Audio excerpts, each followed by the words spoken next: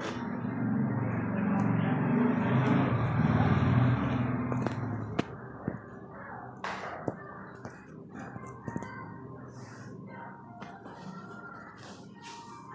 हम बहुपद पॉलिनोमियल के बारे में पढ़ेंगे।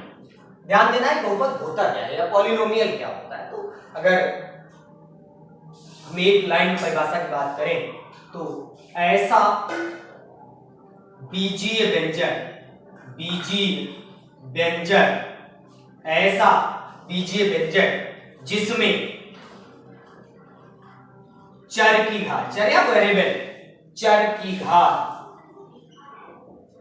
ऋणेतर पूर्णांक हो, चर की घात ऋणेतर पूर्णांक हो, ऋणेतर पूर्णांक हो, ऐसा बीजीय व्यंजन जिसमें चर की घात ऋणेतर पूर्णांक हो, मतलब ऋण को छोड़ करके। ऋणेतर पूर्णांक का मतलब ऋण को छोड़ करके। एग्जांपल के तौर पे आपको समझा रहा हूं तो क्लियर होगा। जैसे 2x² + 3 है तो ये बहुपद है। क्यों? क्योंकि चर यहाँ पर क्या है, वेरिएबल क्या है, x है। वेरिएबल क्या है, x है। x की पावर कितनी है, 2 है। 2 क्या है, ऋण तो है नहीं।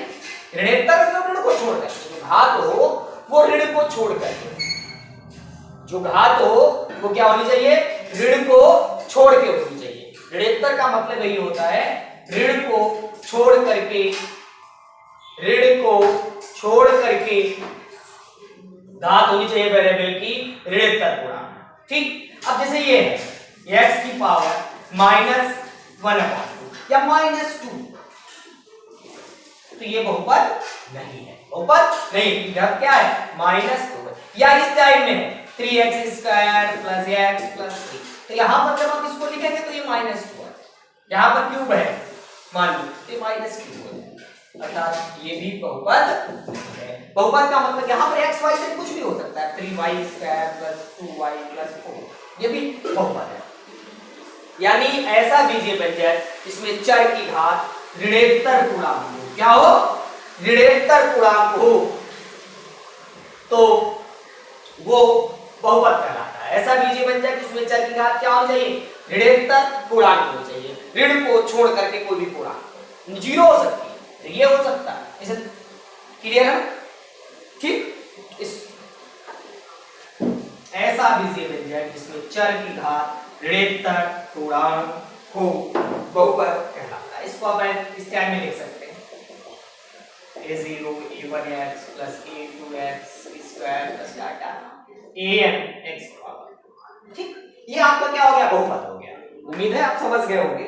अब बहुपद की घात की बात करें, बहुपद बहुपद बहुपद की घात, बहुपद की घात, बहुपद की घात, degree, degree of a polynomial, of a polynomial, degree of the polynomial. ध्यान रखना है, जो बहुपद होता है उसकी जो सबसे बड़ी घात होती है, उच्चतम घात होती है, वो बहुपद की घात होती है। बहुपद के सबसे उच्चतम घात वाले पद के घातांक को बहुपद की घात कहते हैं। जैसे कि एज एग्जांपल बता रहा हूं, डेफिनेशन रटने से कोई बेनिफिट थोड़ा होगा। 3x³ + 2x + 1, तो इसकी घात अगर हम निकालें बहुपद की तो क्या आएगी, 3 आएगी। क्यों, इसकी उच्चतम घात क्या है, 3। ये नहीं x की घात आप लिखने लगे, यहां पर x की घात है, जो उच्चतम घात है वो बहुपद की घात कहलाएगी, पॉलिनोमियल की डिग्री कहलाएगी। पॉलिनोमियल डिग्री मतलब बहुपद जो भी है उसका जो चर की जो है उच्चतम घात, वेरिएबल की मैक्सिमम जो पावर है वो आपकी उसकी पावर कहलाएगी, डिग्री कहलाएगी पॉलिनोमियल। क्लियर है। इसके प्रकार की बात करें तो बहुपद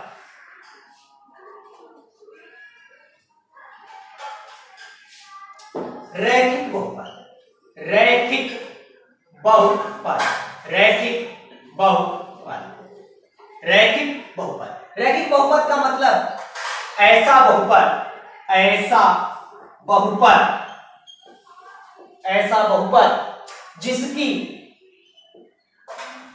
अधिकतम घात, अधिकतम घात 1 ऐसा बहुपद जिसकी अधिकतम घात 1 हो, ऐसा बहुपद जिसकी अधिकतम घात 1 हो रैखिक बहुपद कहलाता है। इसकी क्या अधिकतम घात हो? अधिकतम घात 1 होनी चाहिए। जैसे कि आप एज एग्जांपल 3x + 2 अधिकतम घात कितनी है? 1 है। 4y + 3 6z, तो ये क्या है? रैखिक बहुपद है। एग्जांपल इसके हैं, ठीक, ये क्या है? रैखिक बहुपद है। अब हम द्विघात बहुपद पढ़ें। द्विघात बहुपद, द्विघात नाम से पता चला, द्विघात मतलब जिसकी अधिकतम घात 2। ऐसा बहुपद, ऐसा बहुपद जिसकी अधिकतम घात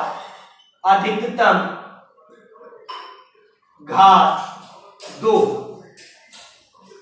ऐसा बहुपद जिसकी अधिकतम घात 2, 3x² + 2x + 1 4y² + 4y + 2 6z² + 6, तो ये क्या है? अधिकतम घात कितनी है? 2 है। तो द्विघात बहुपद। त्रिघात बहुपद भी देख ले।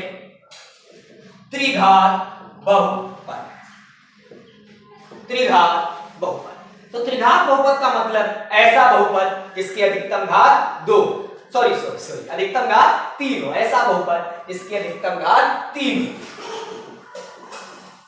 हो। क्या होगा? ऐसा बहुपद, ऐसा बहुपद जिसकी अधिकतम घात 3 हो, जिसकी अधिकतम घात 3 हो। ऐसा बहुपद जिसकी अधिकतम घात 3 हो, इसकी अधिकतम घात कितनी हो? 3 हो। एग्जाम्पल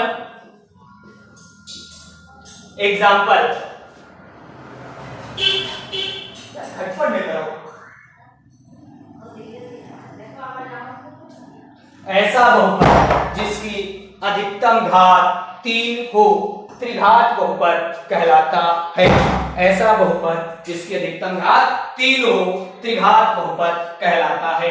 4x³ + 3x + 2, एग्जांपल के तौर पे, और कुछ देना ध्यान ही नहीं रखना है, बस अधिकतम घात कितनी हो? 3 होनी चाहिए। अधिकतम घात कितनी हो? 3 हो तो त्रिघात बहुपद कहलाएगा। या ऐसे ही 3y³ + 2, 3y³ + 2, ऐसे ही 6z³ + 2z + 4, 6z³ + 2z + 4, तो ऐसा बहुपद जिसकी अधिकतम घात 3 हो त्रिघात बहुपद कहलाता है। ध्यान दीजिएगा, रैखिक या लीनियर पॉलिनोमियल, या इसको क्या बोलते हैं? Linear polynomial, linear polynomial, linear polynomials, अर्थात अधिकतम घात, जो बहुपद देते हैं उसकी अधिकतम घात कितनी होनी चाहिए?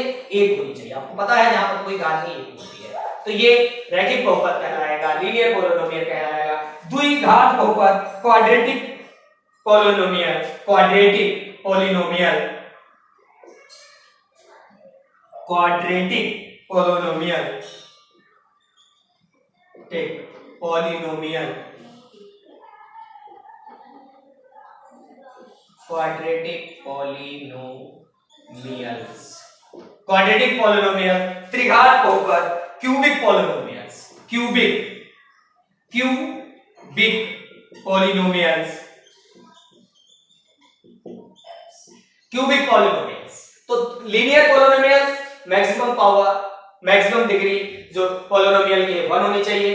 Quadratic polynomial maximum degree polynomial की 2 होनी चाहिए, और क्यूबिक पॉलिनोमियल में मैक्सिमम डिग्री 3 होनी चाहिए, 3 होनी चाहिए। ये आपका इसके प्रकार हो गए बहुपद के। ऐसे चतुर्घाती बहुपद भी होता है, बता नहीं रहा हूं, फिर भी समझ ले, लिख नहीं रहा हूं। चतुर्घाती बहुपद का मतलब ऐसा बहुपद जिसकी मैक्सिमम पावर, मैक्सिमम डिग्री 4 हो। ऐसा बहुपद जिसकी अधिकतम घात 4 हो चतुर्घातीय बहुपद कहलाता है, चतुर्घातीय बहुपद कहलाता है।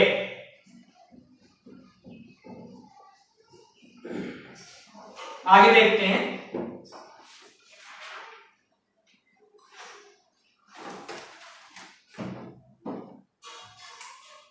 एक पदी बहुपद, एक पदी बहुपद, एक पदी बहुपद, मोनोमियल बहुपद। एक पदी बहुपद क्या होता है? ऐसा बहुपद जिसकी घात एक हो, ऐसा बहुपद जिसकी ऐसा बहुपद जिसमें एक पद हो, ऐसा बहुपद जिसमें एक पद हो, ऐसा बहुपद जिसमें एक पद हो, जिसमें एक पद हो, जिसमें एक पद हो। एक पदी बहुपद का मतलब ऐसा बहुपद जिसमें एक पद हो, एक पदी बहुपद कहलाता है। ऐसा बहुपद जिसमें एक पद हो, एक पदी बहुपद कहलाता है। द्विपद बहुपद, द्विपद बहुपद। एक पदी बहुपद का एग्जांपल देख लें तो एग्जांपल आप देखिए, जैसे कि 2x 3y, ये क्या हो गया? एक पदी। द्विपद बहुपद, द्विपद बहुपद। द्विपद बहुपद का मतलब है पद एक होना चाहिए। घात तो अलग बात हो गई, रैखिक बहुपद, द्विघात बहुपद, त्रिघातीय बहुपद, चतुर्घातीय, लोग पढ़ चुके हैं। यहां पर एक पदी बहुपद में घात से नहीं लेना देना है, पद की बात कर रहा है। एक पद होगा तो एक पदी बहुपद होगा। द्विपद बहुपद का मतलब है ऐसा बहुपद, ऐसा बहुपद जिसमें दो पद, ऐसा बहुपद जिसमें दो पद हो, ऐसा बहुपद जिसमें दो पद हो। एग्जांपल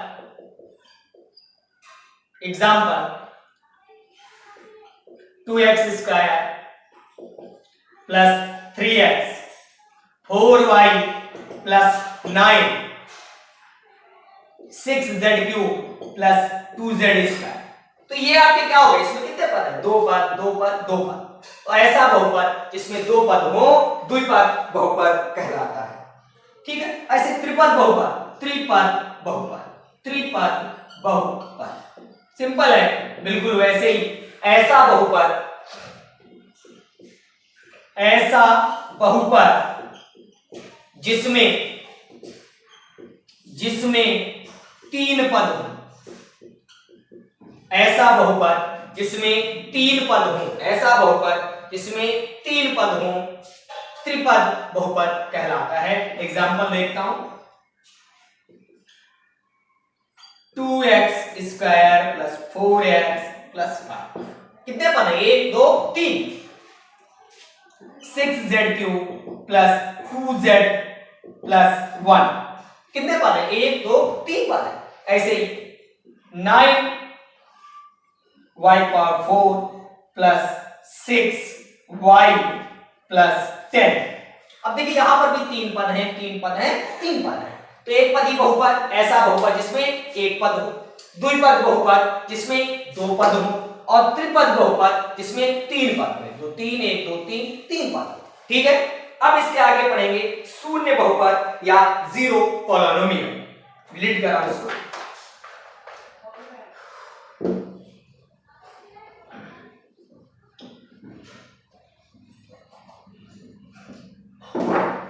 शून्य बहुपद, शून्य बहुपद या zero polynomial, zero polynomial, zero polynomial.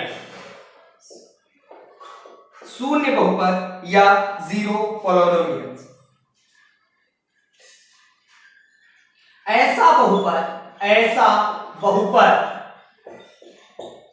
ऐसा बहुपद जिसमें सभी पदों के गुणांक शून्य हो, ऐसा बहुपद जिसके सभी पदों के गुणांक शून्य हो, ऐसा बहुपद जिसके सभी पदों के गुणांक शून्य हो, शून्य बहुपद कहलाता है। शून्य बहुपद कहलाता है। ऐसा बहुपद जिसके सभी पदों के गुणांक शून्य हो, शून्य बहुपद कहलाता है। शून्य बहुपद जैसे कि एग्जांपल के तौर पे 0x² प्लस 0x प्लस, या केवल जीरो लिख दीजिए। बाकी जीरो ही आएगा, जीरो से मल्टीप्लाई करेंगे, जीरो से ऐड करेंगे तो जीरो ही आएगा। क्लियर है ना? शून्य बहुपद। इसके बाद अचर बहुपद, कांस्टेंट पॉलिनोमियल। अचर बहुपद, अचर बहुपद, कांस्टेंट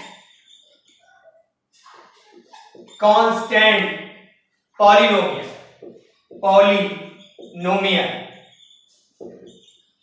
कांस्टेंट पॉलिनोमियल्स। ऐसा बहुपद जिसमें चर की घात शून्य हो, ऐसा बहुपद जिसमें चर की घात शून्य हो।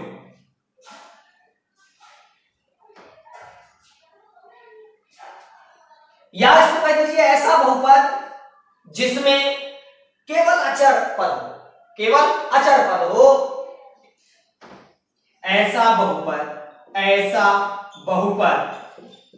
जिसमें केवल एक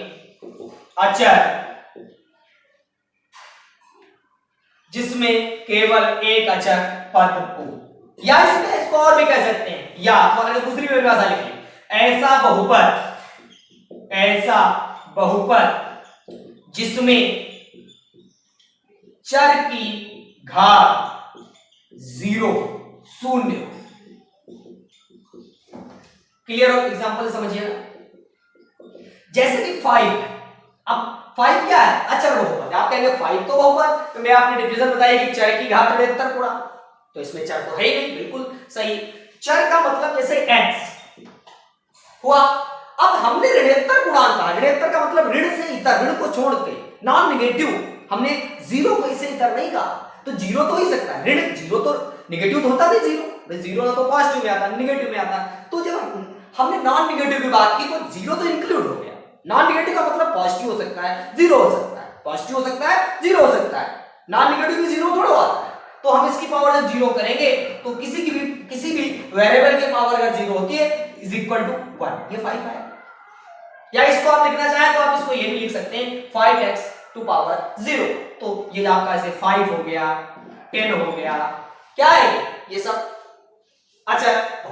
क्लियर हुआ? ठीक, आगे समझे।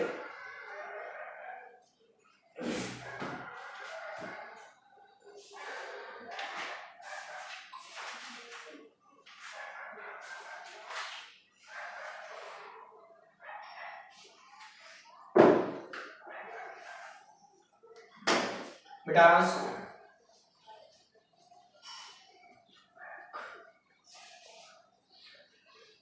एक चीज और आती है, शून्य या जीरोस बोलते हैं। शून्य या जीरोस, शून्य या जीरो। ठीक, इससे भी समझ ले थोड़ा। किसी भी जैसे कि कोई फंक्शन दिया हुआ है f(x) is equal to a x square plus bx plus c। तो अगर fa इज इक्वल टू 0 है तो x इक्वल टू a, या कह लीजिए a क्या है? जीरोस है। x इसकी क्या है? इसका जीरोस है, इसका शून्य है। अर्थात किसी भी बहुपद में अगर वो मान रख दे और उसके फंक्शन में और वो जीरो आ जाए तो फिर क्या हो जाएगा? वो इसका जीरोस कहा जाएगा, जीरोस होगा। ठीक, या शून्य होगा। तो अब हम इसकी शून्य क्लियर हो। कुछ हम द्विघात बहुपद से संबंधित चीजें पढ़ेंगे। ax स्क्वायर प्लस, और जीरोस को मूल भी बोलते हैं। क्या बोलते हैं? मूल बोलते हैं। जीरोस इसको शून्य बोलते हैं। क्या बोलते हैं? शून्य, या इसको मूल भी बोलते हैं। जीरोस, शून्य या मूल, तीन में से कुछ भी लिखा हो एक ही बात है। जीरोस, शून्य या मूल। तो ax square plus bx plus c, ax square plus bx plus c, ax square plus bx plus c। तो इसके अगर हम दो मूल मान लेते हैं, दो शून्य मान लेते हैं, जीरोस मान लेते हैं, अल्फा कॉमा बीटा। क्या है ये जीरोस है। क्या है? जीरोस है, या इनको मूल कह लीजिए, मूल कह लीजिए, या इनको शून्य भी कह सकते हैं। तो अल्फा प्लस बीटा, इनको बोल लिखिए मूलों का योग, मूलों का योग। Alpha plus beta is equal to minus B upon A होता है। मूलों का योग alpha plus beta is equal to minus B upon A होता है। मूलों का गुणन alpha into beta C upon A होता है। मूलों का योग alpha plus beta minus B upon A होता है। मूलों का गुणन alpha into beta C upon A होता है। और ये दोनों हो गए। अब इससे रिलेटेड कुछ क्वेश्चंस पढ़ेंगे। एक्सरसाइज 2.1 इसको मिटा रहा हूं। कुछ क्वेश्चंस लिखते हैं और उनको सॉल्व करते हैं। कुछ क्वेश्चंस लिखते हैं और उनको सॉल्व करते हैं। पहला क्वेश्चन है यदि बहुपद x square plus x plus 1 के मूल अल्फा और बीटा है, के मूल अल्फा और बीटा है, तब अल्फा प्लस बीटा का मान ज्ञात कीजिए। तब अल्फा प्लस बीटा का मान ज्ञात कीजिए। तब यदि बहुपद x square plus x plus 1 के मूल अल्फा और बीटा है, तब अल्फा प्लस बीटा के मान ज्ञात कीजिए। क्या करना है? इसके मान निकालने हैं। ध्यान दें, यहां पर की तुलना ax square plus bx plus c से करने पर इसकी जब तुलना करेंगे a बराबर 1 आएगा, b बराबर 1 आएगा, c बराबर 1 आएगा। हमें निकालना क्या है? Alpha plus beta. अभी हम लोगों ने फार्मूला पढ़ा है alpha plus beta is equal to minus b upon a। तो minus 1 upon 1 is equal to minus 1। Minus 1 upon 1 is equal to minus 1। Note करें।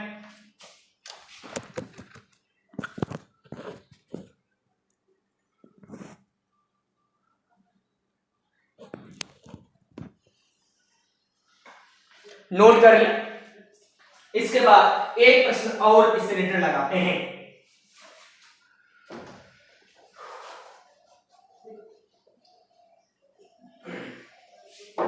दूसरा प्रश्न, यदि अल्फा कॉमा बीटा बहुपद x square plus x plus 1 के मूल हैं, तब 1 upon alpha plus 1 upon beta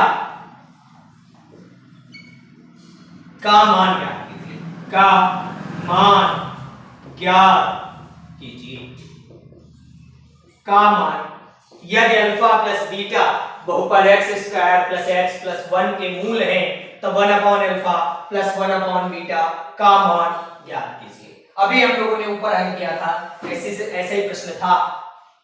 x square plus x plus 1 की जब हमने तुलना की थी तो a बराबर 1 आया था, b बराबर 1 आया था, c बराबर 1 आया था। तो अल्फा प्लस बीटा हम लोगों ने निकाला था, होता है माइनस बी अपॉन ए, माइनस 1 बटे माइनस 1 बराबर माइनस ए। अल्फा इंटू बीटा अभी हम लोगों ने फार्मूला पढ़ा था, ये होता है c अपॉन ए, c है 1 बटे 1 बराबर 1। हमें निकालना क्या है? 1 upon alpha plus 1 upon beta is equal to alpha और अल्फा इंटू बीटा हमने एलसीएम लिया तो ये आ गया बीटा प्लस अल्फा। अब आपको पता है अल्फा प्लस बीटा लिखा हो या बीटा प्लस अल्फा लिखा हो एक ही बात होती है। तो अल्फा प्लस बीटा है -1, क्या है? -1 और ये आया 1, तो ये भी आपका जो मान आया वो -1 आया। ये भी आपका मान आया। फिर एक बार समझते हैं, यदि बहुपद अल्फा इंटू बीटा बहुपद x square plus x plus 1 के मूल हैं, तब 1 upon alpha plus 1 upon beta का मान ज्ञात करिए। x square plus x plus 1, a बराबर 1, b बराबर 1, c बराबर 1, alpha plus beta minus b upon a होता है -1 बटा 1, तो -1 आ गया। Alpha into beta c upon a, एक आ गया 1 upon alpha plus 1 upon beta, alpha into beta लासा लिया, बीटा प्लस अल्फा आया, -1 अपॉन 1 -1, दैट्स ऑल।